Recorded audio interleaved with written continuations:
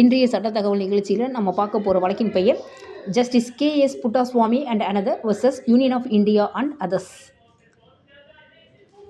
இந்த வழக்கினை கர்நாடகா உயர்நீதிமன்றத்தின் ஓய்வு பெற்ற நீதியரசர் திரு K.S. புட்டாசுவாமி என்பவர் மற்றொருவருடன் இணைந்து நமது உச்ச நீதிமன்றத்தில் நீதி பேரணையின் மூலமாக தாக்கல் செய்யப்பட்டுள்ள வழக்கு. இதன் அடிப்படையில் இந்த வழக்கின் சாராம்சத்தை நான் உங்களுக்கு சுருக்கமாக தொகுத்து வழங்கியுள்ளேன்.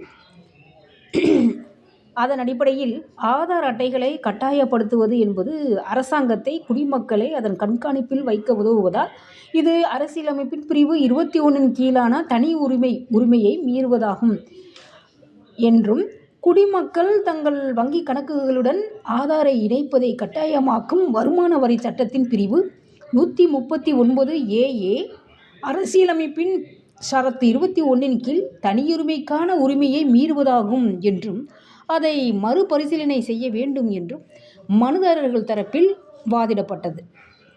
அதற்கு பதிலளிக்கும் விதமாக எதிர்வாதிகள் தரப்பில், அதாவது மத்திய அரசாங்கத்தின் சார்பில், அரசாங்கத்தின் சலுகைகள் மற்றும் மானியங்களை பெற தகுதியுள்ள அனைத்து குடிமக்களும் அத்தகைய சலுகைகளை மற்றும் மானியங்களை பெறுவதையும் மற்றும் அதை இழக்காமல் இருப்பதையும் உறுதி செய்வதையே இந்த சட்டத்தை அறிமுகப்படுத்தியதன் நோக்கம் என்றும் வாதிடப்பட்டது.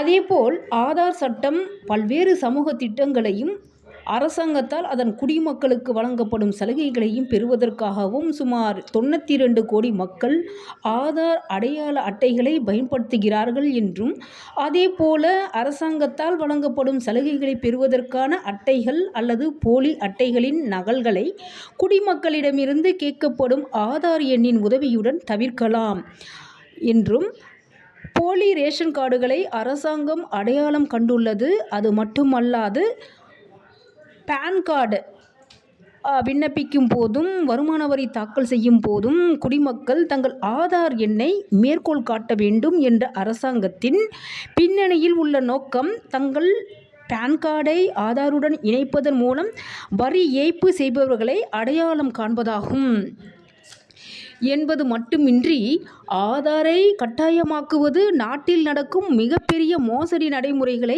கண்டறிந்து பெரியளவில் அதை தடுக்கவும் முடியும் என்பது போன்ற முக்கியமான மேற்கோள்களையும் நமது மத்திய அரசு அதன் எதிர்த்தரப்பில் தமது பக்க எதிர்வாதமாக வைத்தது. இதன் அடிப்படையில் இருதரப்பு வாத எதிர்வாதங்களையும் கேட்டறிந்து முக்கியமான சாராம்சங்களையும் கவனத்தில் கொண்டு 9 நீதிபதிகளை கொண்ட நமது உச்ச நீதிமன்றத்தின் அமர்வு இந்திய அரசியலமைப்பின் கீழ் தனியுரிமைக்கான உரிமையை அடிப்படை உரிமையாக மனதாக மீண்டும் உறுதிப்படுத்தியது. அந்த வகையில் தனியுரிமைக்கான உரிமை அடிப்படை உரிமைகள் முழுவதும் நமது அரசியலமைப்பின் பகுதி 3ஆல் உத்தரவாதம் அளிக்கப்பட்ட சுதந்திரங்களின் ஒருங்கிணைந்த ஒரு பகுதியாகும் என்றும், அது கண்ணியம், சுயாட்சி மற்றும் சுதந்திரத்தின் உள்ளார்ந்த அம்சமாகும் என்றும் நீதிமன்றம் தீர்மானித்தது. அதன் அடிப்படையில் 3 முக்கியமான அம்சங்களை நமது உச்ச நீதிமன்றம் வெளியிட்டுள்ளது. இந்த தீர்ப்பின் மூலம் தனியுரிமை அடிப்படை உரிமையல்ல என்று கூறப்பட்ட முந்தைய வழக்குகளான SP சர்மா வெர்சஸ் சதீஷ் சந்திரா மற்றும் கராக் சிங் வெர்சஸ் ஸ்டேட் ஆஃப் உத்தரப்பிரதேசத்தின் தீர்ப்புகளை ரத்து செய்தது நமது உச்ச நீதிமன்றம். அதேபோல் 2வது அம்சமாக தனியுரிமையை மீறக்கூடிய எந்த ஒரு மாநில நடவடிக்கைக்கும் 3 மடங்கு சோதனையை நிறுவியது. அது சட்டத்தின் ஆதரவுடன் இருக்க வேண்டும்.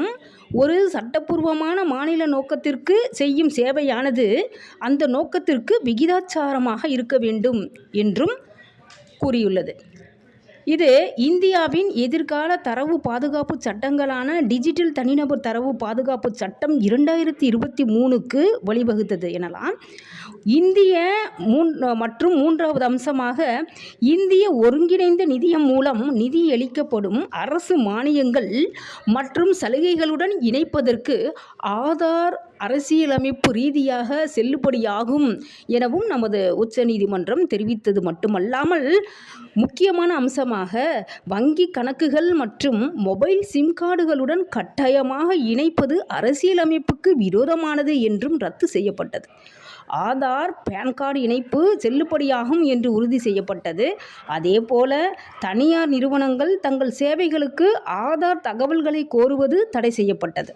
5 ஆண்டுகளுக்கு தரவு தக்க வைப்பது அனுமதிக்கும் ஒரு விதியை ரத்து செய்வது மற்றும் வயது வந்தவுடன் விலகல் விருப்பத்துடன் பெற்றோரின் ஒப்புதல் தேவைப்படுவதன் மூலம் குழந்தையின் தரவுகளுக்காக மேம்பட்ட ஒரு பாதுகாப்பையும் கட்டாயப்படுத்தியது. போதுமான நீதித்துறை மேற்பார்வை இல்லாமல் தேசிய பாதுகாப்பு நலனுக்காக ஆதார் தகவல்களை வெளியிட அனுமதிக்கும் விதியையும் நீதிமன்றம் ரத்து செய்தது. இதன் மூலம் அதிகரித்து வரும் டிஜிட்டல் யுகத்தில் தனியுரிமையை பாதுகாப்பதற்கான சட்டமன்ற மற்றும் நீதித்துறை நடவடிக்கைகளின் முக்கியத்துவத்தையும் இந்த தீர்ப்பு அடிக்கோடிட்டு காட்டியிருக்கிறது.